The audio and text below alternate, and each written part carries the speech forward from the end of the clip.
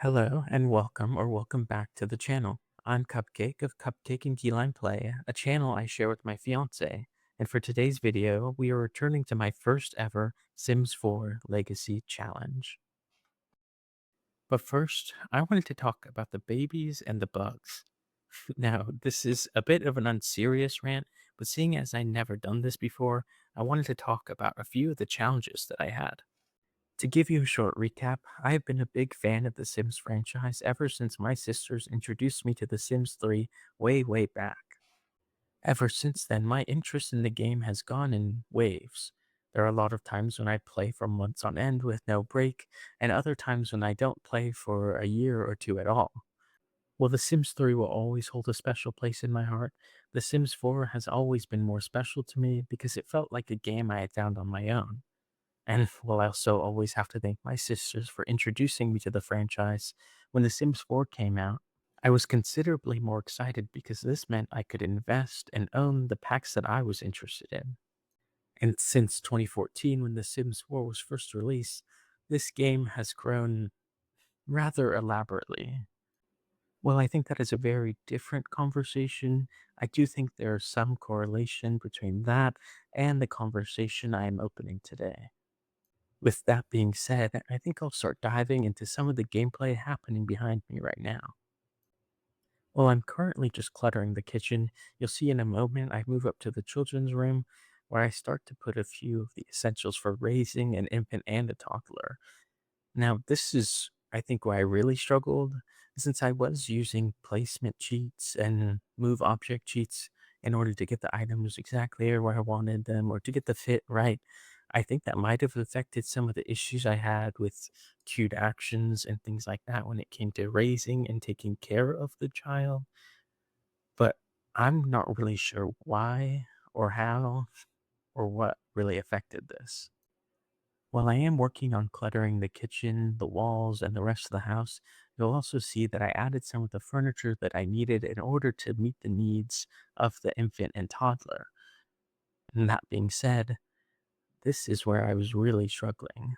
Because although this feature of helping your infant and child explore foods is really fun and cool, my problem was that the exploring food option didn't often raise the hunger need as much as I wanted or needed it to.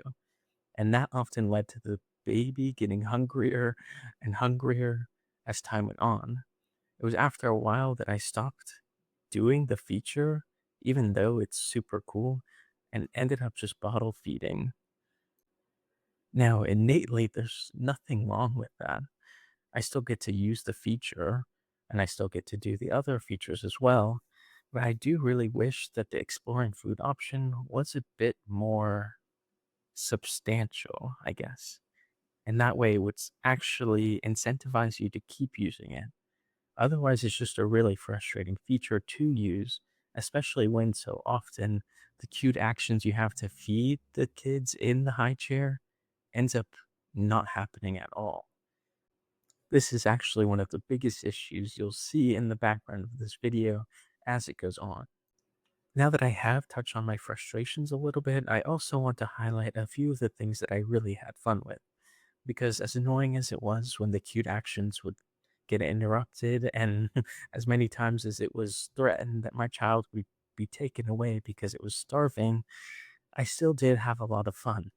After almost 1,000 hours in the game, I can't believe that I'm saying that I've never gotten this far in raising a family before. You see, my favorite part of The Sims has always been creating new ones and building new houses. So when it came time for me to eventually play with the families, I never ended up getting that far. That was until I started trying to do this legacy challenge. That brings me to one of my biggest takeaways. Although it is fun to move object cheats and things like that, I really learned that you kind of have to work with the game in order to get things done. Now, there were a lot of times that certain alt placed items, because of the move object sheets, just weren't working for The Sims. And while that's frustrating because the typical placement of items doesn't necessarily look the prettiest, it is sometimes the more functional choice.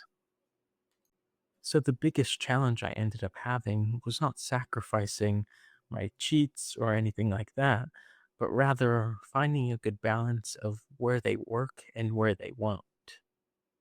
Of course, that's not to excuse any of the game breaking or immersion breaking bugs that are present from time to time, but that's just my thoughts as of right now.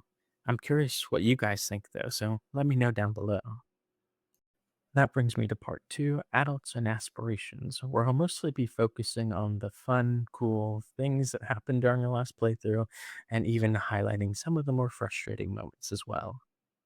One of the first things I'll highlight here is the fact that Travis, the husband to our progenitor sim, Franklin, actually ended up getting a promotion where he had to pick the branch of the tech path that he wanted to go down. For story's sake, I picked the esports gamer, and it kind of became a running joke as the challenge went on, where Franklin was the person who was building the parenting skill, taking care of Dorian, their child, and Travis was constantly downstairs in the living room or up in the office playing games, usually working on actually leveling up the skill. But it was often a funny joke where we made it seem like he wasn't actually taking care of the kids. Now, you might notice in the background that Dorian wasn't Dorian for a little bit there, but rather just a constant swarm of dust. I'm not sure if that was because we picked the silly trait. By the way, having Travis feed him real quick seemed to have solved the little bug, but there was a lot of times where he turned into that traveling tantrum all over the house. Cute, but also a little funny from time to time. Aside from taking care of baby Dorian, we also focus on Franklin's best selling author aspiration. Seeing as he had already maxed out his career and he had 5 out of 7 days of the week off, we spent a lot of time with him, not only building his skills taking care of Dorian, but also writing, publishing his books, and making sure he was writing those bestsellers. Despite investing the wish points into the perk, which helps him produce better work, we actually never finished the aspiration during this stream. Instead, we were able to focus on taking care of Dorian, which is the objective since we are trying to make a new legacy, but it was a bit disappointing that he didn't progress his dreams as much as we wanted. But that was okay because it was Dorian's birthday and we celebrated by randomizing some of his perks because we thought that might be a fun way to decide what he would become in the future. This takes us all the way to part three, the terrible tots. And I say terrible, but the toddler years for this sim actually weren't that bad and ended up being a lot more fun than the infant years. You'll notice in this section that Franklin actually spends a lot of time with Dorian, making sure that he's building a lot of the skills that he needs. And it got to the point where there were times I didn't even realize Franklin himself needed some help. So, right there, you'll see he was so dirty, his hygiene need was so low that I had to give him a little bit of a break, which sucked, but I think was beneficial for the whole house. After being confused by why Dorian wouldn't go to bed, I realized I needed to replace his crib with a toddler bed. That, of course, helped, but the next day I was kind of surprised when Travis suddenly aged up from young adult to adult. And you'll notice in the background here that they keep placing him in and taking him out of the high chair. I was getting super frustrated because his need was so low that they had even threatened he would be taken away if his needs weren't met.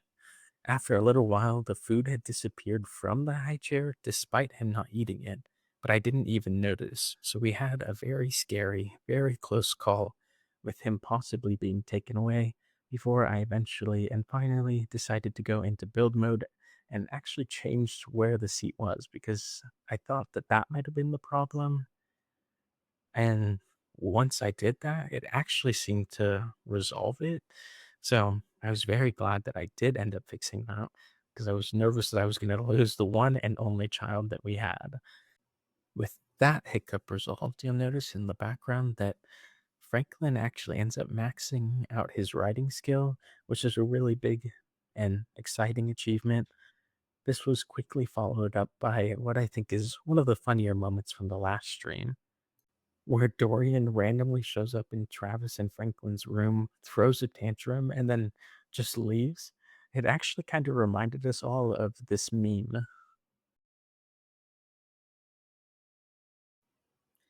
Later that week, Travis actually ended up maxing out his gaming skill and achieving part of his aspirations, which set up a long line of achievements, as you'll come to see it in just a moment. And of all those landmark moments, one that stands out above the rest is Dorian finally aging up from toddler to kid. And since we talked a little bit on stream about what we thought he might be, we ended up picking the social butterfly aspiration for him, as well as leaning into the silly trait that he had gotten as a toddler. And this actually gave us a few ideas for what we wanted him to be in the future. This brings us to the final part, Generation D, aptly named not only after Dorian, but also the second child that you'll meet in just a second. With Dorian being much older now, it was not only easier to take care of his needs, but also a lot more fun to build his skills, as you can kind of see in this bonding moment going on behind us. Dorian's birthday was also abruptly followed up by Franklin's, where he went from young adult to adult. And all of this was quickly succeeded by Travis's quick promotion from 9 in the career path to 10. And this is, I think, the long series of achievements I was talking about before, because not only did that end up happening, but we finally got enough money to have another kid, which is where our second child comes in, who we actually ended up naming Delaney. And that's why it's called Generation D. Well, that might be the end of this Legacy Challenge video. There is actually another one coming soon where I ended up building the family a much bigger house. Seeing as there was now two kids, I thought it would be more suited to them to have more space, and that's what our next video will be. Until then, thanks for watching, and if you like this video or if you want to see more, then drop a like, subscribe, and you can even follow us on Twitch where we stream almost every day, but if you're more interested in Sims, I stream that on the weekends. Well, otherwise, I hope to see you in the next one.